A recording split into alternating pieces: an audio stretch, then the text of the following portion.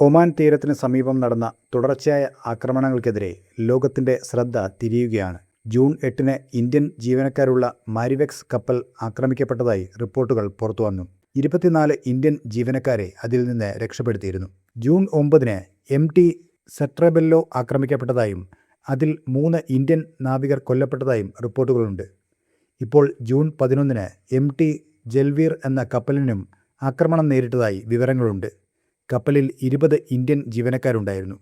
ഈ സംഭവങ്ങൾക്ക് പിന്നിൽ അമേരിക്കൻ സൈനിക നടപടികളാണെന്ന ആരോപണങ്ങൾ ഉയരുന്ന സാഹചര്യത്തിൽ ഇന്ത്യൻ പൗരന്മാരുടെ ജീവൻ അപകടത്തിലാകുന്നത് വലിയ ആശങ്ക സൃഷ്ടിക്കുകയാണ്.